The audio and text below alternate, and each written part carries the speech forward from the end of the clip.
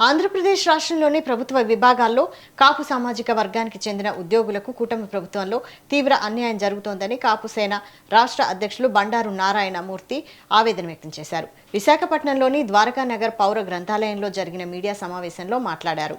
కాపు సామాజిక వర్గానికి చెందిన అధికారులను నోటీసులు ఇవ్వకుండానే బదిలీ చేస్తున్నారని, విశాఖలో ఏసీపీ పోస్టింగ్ ఇచ్చిన ఒక్క రోజులోనే జీవోను రద్దు చేయడం ఏంటని ఆయన ప్రశ్నించారు.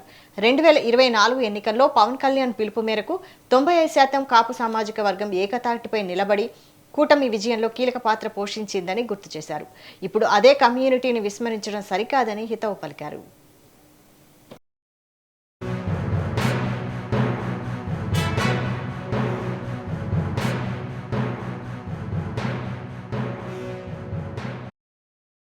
పాత్ర పోషిస్తూ మన రాష్ట్ర హోంమంత్రి శ్రీ వంగలపూడి అనిత గారికి, అలాగే రాష్ట్ర అధ్యక్షుడు శ్రీ పల్లా శ్రీనివాసరావు గారికి, అందరికీ మీ అందరి సమక్షంలో మా యొక్క ఆవేదనని, మా యొక్క బాధని మీతో మీ ద్వారా వాళ్ళకి తెలియజేయడానికి మీ ముందుకు వచ్చి ఈరోజు మాట్లాడడం జరుగుతుంది. 2024లో మన ప్రస్తుత డిప్యూటీ సీఎం పవన్ కళ్యాణ్ గారు పిలుపు మేరకు పెద్దన్న పాత్ర పోషిస్తూ